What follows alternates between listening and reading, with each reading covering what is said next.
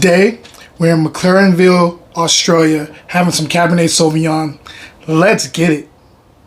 Hey, what up, everybody? Welcome to another episode of Wine Wednesday. Happy Wine Wednesday. I am your host, J. Tom Gunter, owner of Grapes and Sand Publishing.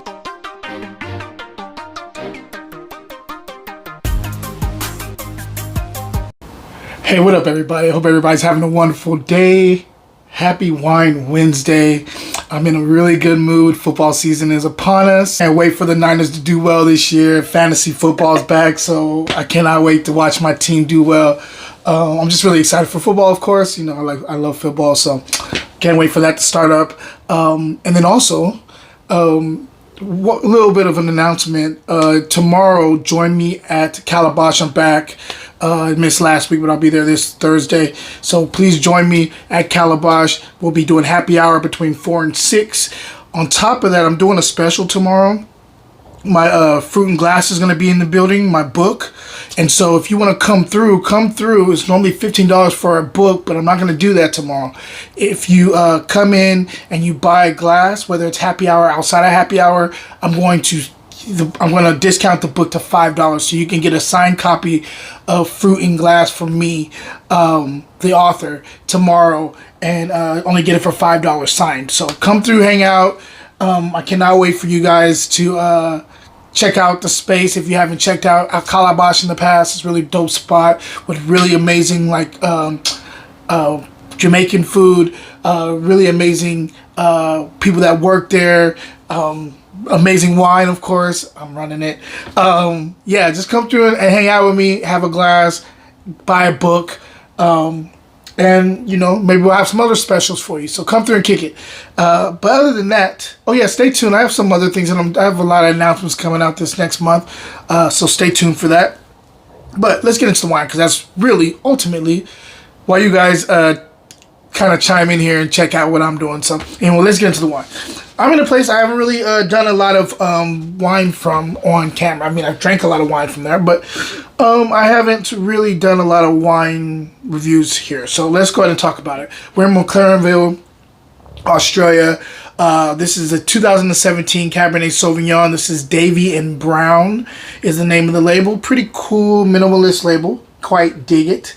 And so I'm looking forward to getting to this wine with you guys. There's so many different, Australia is rich with wine regions, and as you know, I mean, everybody knows about the Shirazes and stuff, but they do really good Cabernet too. I like Coonawarra a lot. I like McLaren Vale a lot. You know, it's just a lot of different places out there that I dig in Australia, and I should do more on camera about them. So anyway, let's get into it. I'm sure I'll fix that right now. On the nose, I'm getting fleshy plum and black cherry here.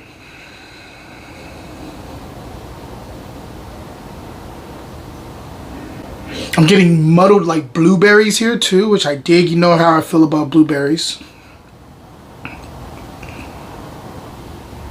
I'm getting like a chocolate note, more on kind of the, I would say, 60% cacao. Kind of get into the darker chocolate region, a little bit of a bitterness, but also like really kind of rich chocolate. I'm getting coffee grounds.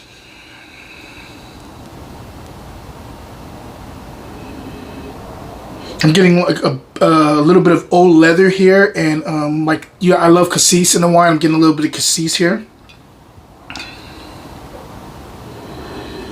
This is quite complex on the nose. I'm also getting kind of like a eucalyptus thing, kind of like a minty eucalyptus thing. I'm digging this on the nose. Let's go ahead and taste and see if everything's translating to the palate.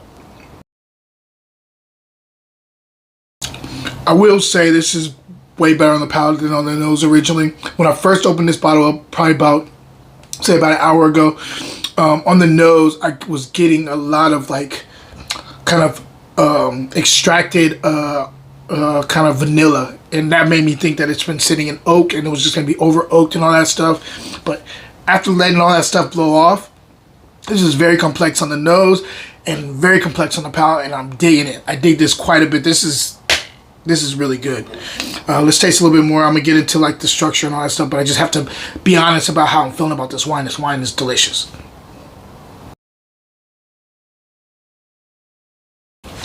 Black cherry is the leader of this. It does get more into the cassis and plum thing, black plum, as it gets more into to the second and third quarter. Digging that quite a bit. It's like layered too, so I like that. It's like you have the black cherry and then it's layered, then all of a sudden the cassis and black plum kind of come in the vehicle with it. It's layered up. Then you get into the second or third quarter, you're getting a little bit more like the kind of like a little bit of like a chocolate note, coffee ground. Third quarter, more of the, you get the pop of eucalyptus, and it kind of goes and then it comes back on the finish. There's like a little bit of like a hint of it still sitting there in the finish. Tastes a little bit more. I love the mouthfeel here.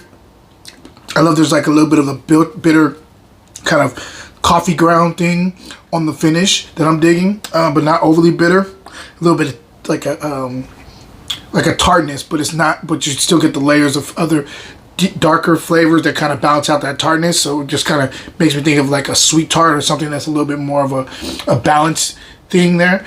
The finish is mad long, very long lingering finish here. This is a full-bodied wine.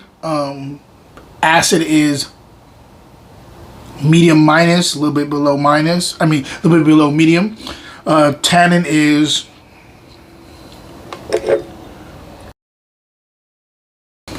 tannin's medium plus. But this is a outstanding bottle of wine. I quite love it. I like the little blueberries that are kicking into and kind of dancing on my palate in the mid palate. Pretty seamless on the palate too. If I'm going to score this wine, stay tuned. Wine Wednesday will be right back. I am what folks call an art lover. And if you love art too, go check out my website, fruitandglass.etsy.com.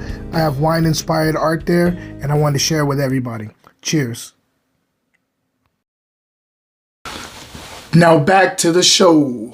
Like, being real with you, I gotta go 91 on this. This is really, really delicious juice. Just my only thing is, if you're going to open a bottle of this, open it up. You could decant it. It probably will blow off faster. But open it up and let it sit for about 45 minutes, 30 minutes before you get to it. Unless you decant it, then if you decant it, just keep on swirling it. It should dissipate a little bit faster and open up a little bit faster. But highly recommend this wine, guys, if you can get your hands on it. Davy Brown, go check it out. I really dig it. And before I get into the question of I scored it. Before I get into the question today, I want to ask you guys really quickly. I'm really starting to lean into like a consulting arm of my business too. So I'm having that going on right now, where I'm doing like Zoom calls and helping people out with their wine list, restaurateurs, and all that stuff.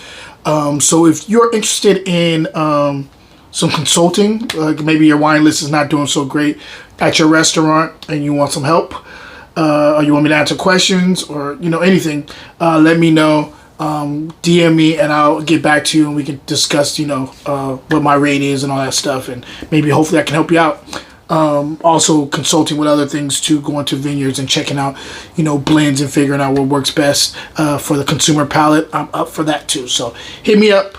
I have a lot of things coming your way very soon, and trying to revamp the business and make it tighter for everybody, for all the consumers, and also to put out really, really good books and content. So anyway, question of the day: what do you like better, Australian wines or New Zealand wines? Let's make it that simple, guys. Until next time, cheers.